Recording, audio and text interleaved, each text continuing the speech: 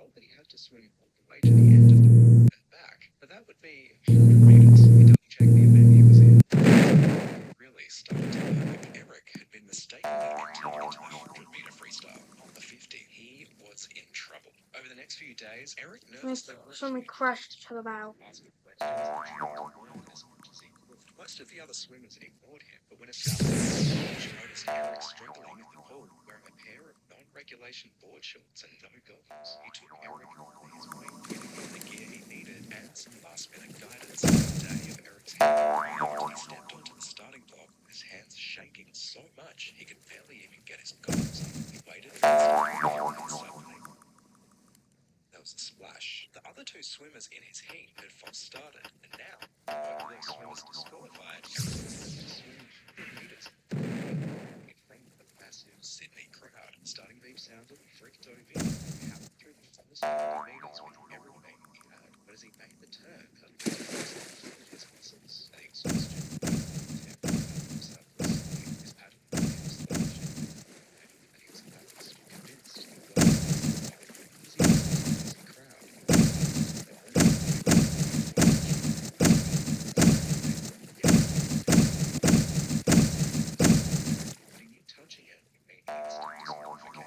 Suddenly the ship rolled violently over.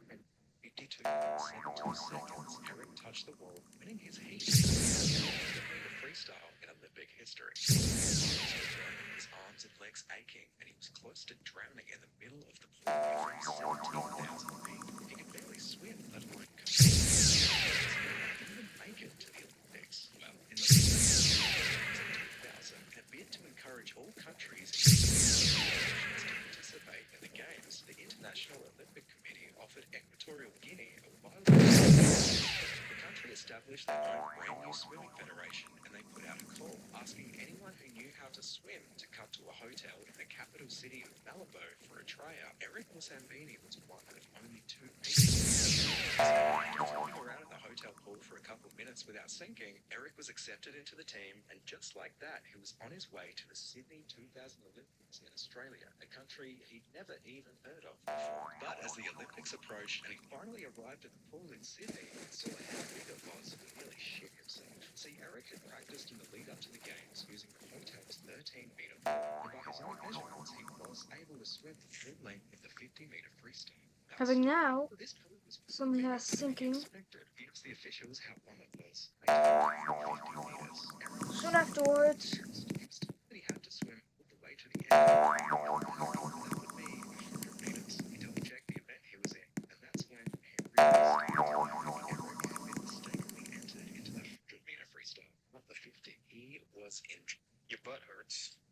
I am Dexter Morgan, a medical school graduate. Due to an accident in my childhood, I developed a bloodthirsty impulse. But my father, Harry, was a police officer, and he keenly recognized my psychological condition. He often took me hunting, letting me vent this impulse on wild animals. However, as I grew older, this urge could no longer be suppressed by simply hunting animals. Until that day, everything changed. Harry suddenly had a heart attack and was hospitalized. Watching him lie weakly in the hospital bed, I felt feared for the first time. Not fear of death, but fear of losing him. He was the only one who understood me, knew the darkest secret. One day when I went to visit him as usual, I saw Nurse Mary embracing the patient's family member. This should have been a warm and touching scene, but the strange smile at the corner of her mouth made me suspicious. She might be one of my kind. I began to observe her secretly and discovered that she would cut out photos from newspapers. When I compared them with the original newspapers, I found that the images she had cut out were of patients who had previously died.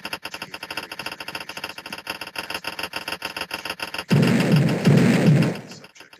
his medications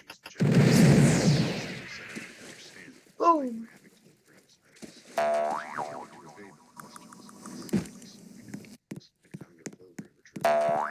A huge explosion suddenly was in us. Who died just 2 days ago?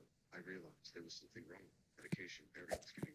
I took it to the school to bring for testing. My teacher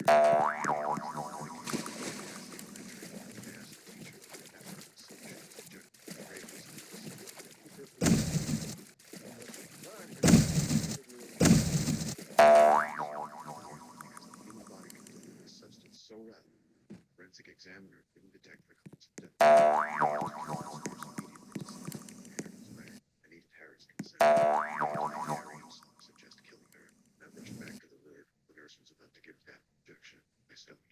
stopped her, the expression on her face convinced me. She also had a dark side. Harry saw it too. I told Harry everything with her symptoms. He told me I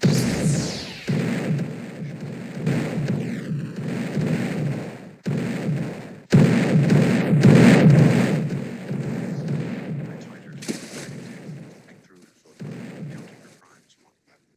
Surprise. She remained unrepentant, insisting that everything she had done was right. I understood then that there was no point in talking. I placed my hand on her, feeling her fear. I liked this feeling. I transported the body of the alligators that I saw. We kept turning. What I didn't know was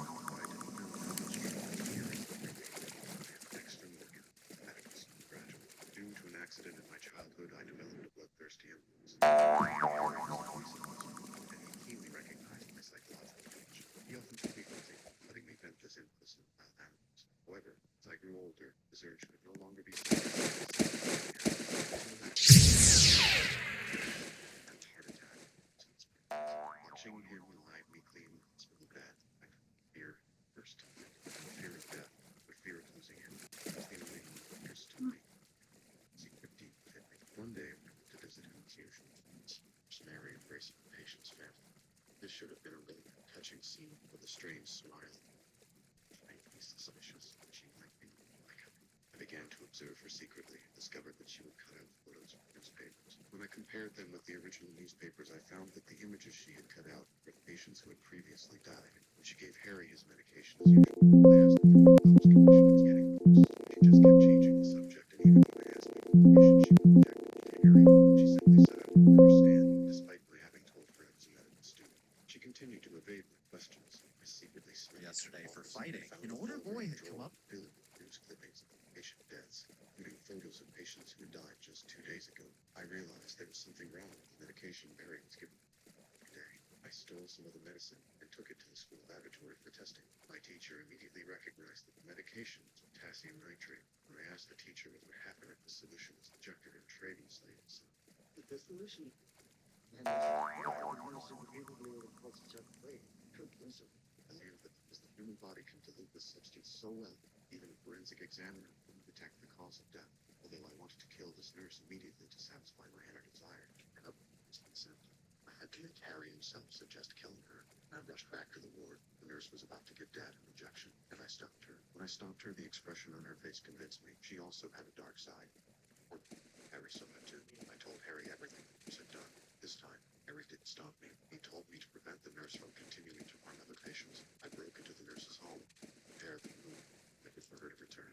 As soon as she came home from work, I pounced from the corner and subdued her. I tied her to an operating table, slipping through her photo album. To my surprise, she remained unrepentant, insisting that everything she had done was right. I understood then that there was no point in talking. I placed my hand on her. I liked this. I transported the body to the swamp where there were many alligators that would consume the In the middle of the Royal Princess Military, the malicious movie theater. Being a name I have to add. due to an accident in my childhood, I felt firsthand.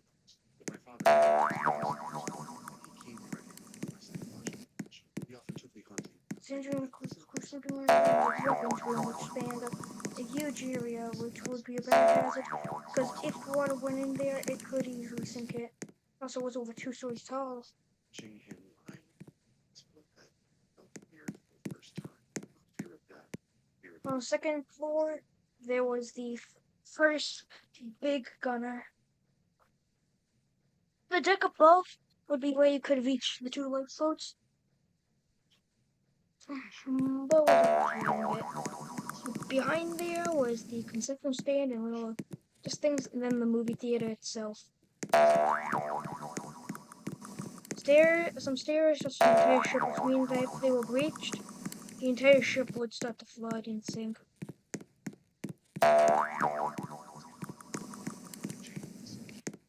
On the topmost story, aka the way that you could get to the 2 lifeboats, and the second big gun